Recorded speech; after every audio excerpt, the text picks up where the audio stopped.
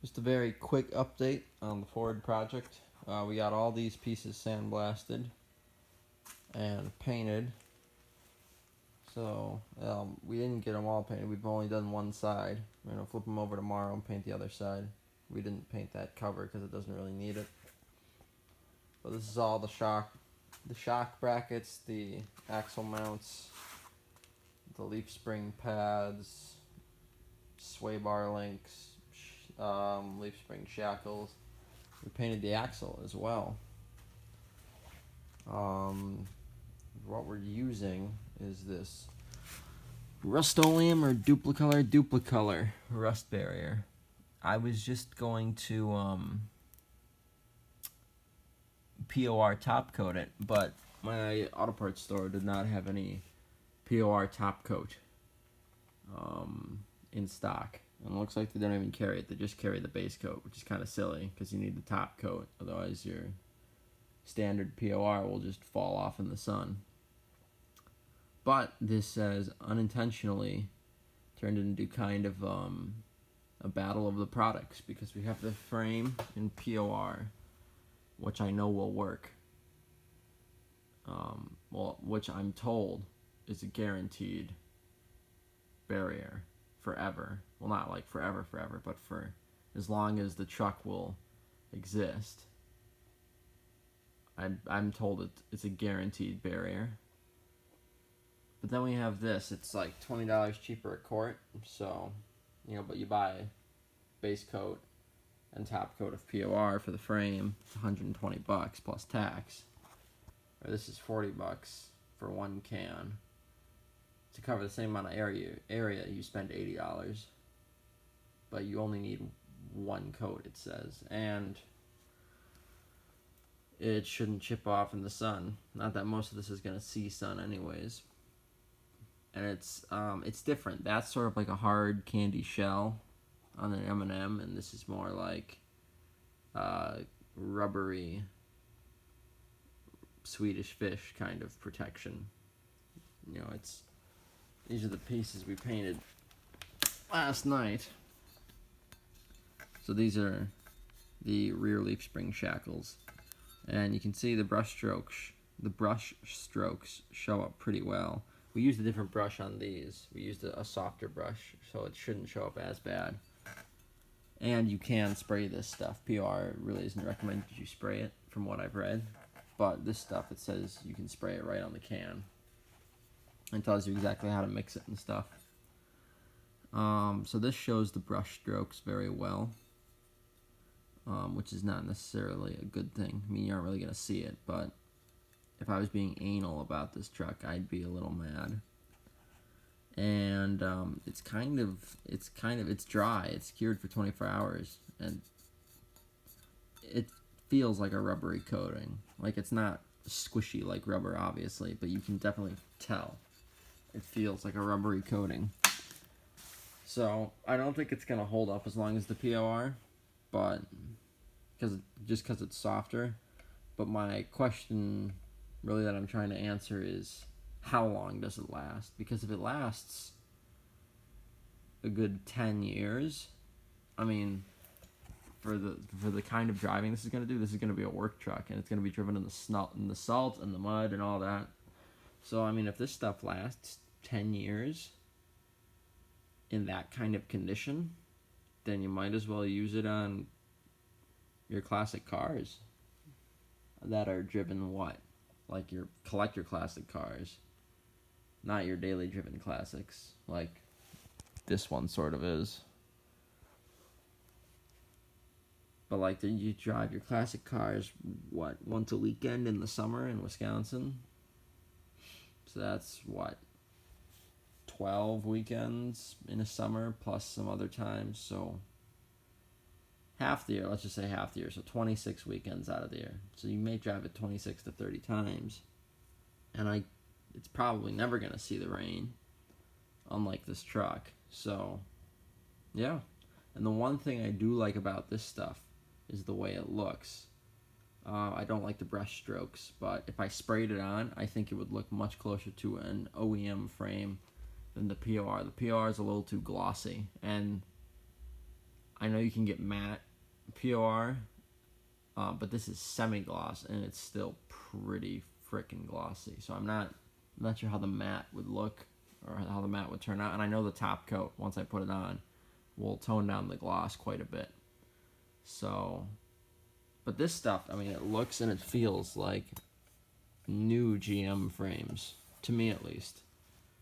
So if you're going for like a 100% visual restoration, this stuff might actually be better, just because of the finish it gives, and you save a little bit of money along the way. So if you're doing a budget, I mean, to do a whole frame, I would say you need 3 cans, so you're saving $60 right there, and that's a timing set or push rods. I mean, that's pretty decent chunk of change when it comes to restoration, or some small rare part that they don't reproduce, you know.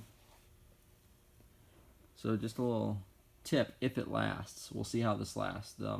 This truck is going to get put together. It's currently August 13th, I think, 14th. I'm losing track of the days. But what's going to happen is this truck needs to be put together by the time it snows this year. And in Wisconsin, that could come as early as late October. Probably won't be. It'll probably be mid-November. So I have, let's say mid-November. So that's mid-September is 1 month from now. Mid-October is 2 months. So I have like 3 months to get this truck built. And yeah, it's pretty much what I'm doing. I still have to ship my axles off to Moser. I have the box for them. They're all ready to go. But I want to get my hubs back on, slide the axles in, and measure exactly what needs to be cut. And I also have to double check. I don't know if Moser cuts the axles for you and then splines and hardens them, or if you have to cut them for yourself, or have them cut and then send them off and they'll spline them and harden them for you. Yeah. We got the pinion race pounded out as well. It's an old made in USA bearing. Sadly, since we're using used bearings, I have to use the race that's mated with that bearing and the old pinion bearing, which is sitting right up there next to the oil can. Is actually, it's got a massive score in it from when the pinion gear exploded. So sadly I can't use it, which is because it's Timken, but it's back when they were made in USA a long time ago, which is kind of sad they aren't still made in the States. But anyways, it's supposed to be a quick video, quick update.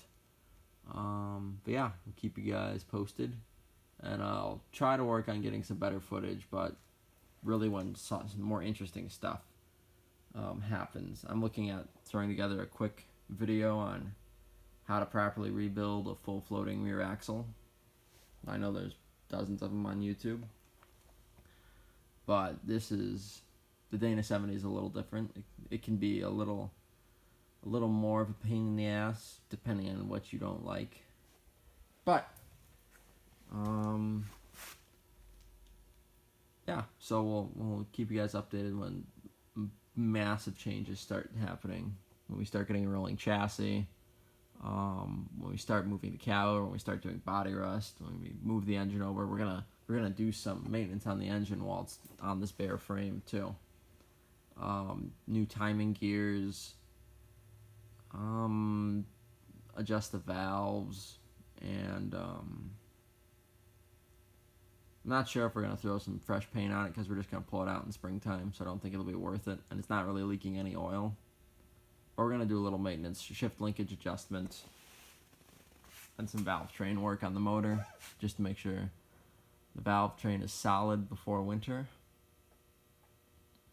And we'll get the carburetor tuned up. Right now it's just a Holley 390 CFM 4-barrel, which is a little bit big in its OEM form from Holley. It's a little bit too big for the motor, so I want to jet it down, and I want to put a less aggressive cam on the accelerator pump, different power valve.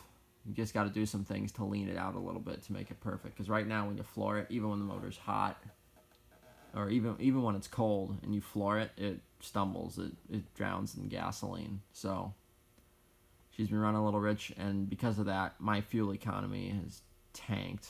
I mean, I don't know what I was getting with the one barrel since I didn't have it on there for very long because it was garbage.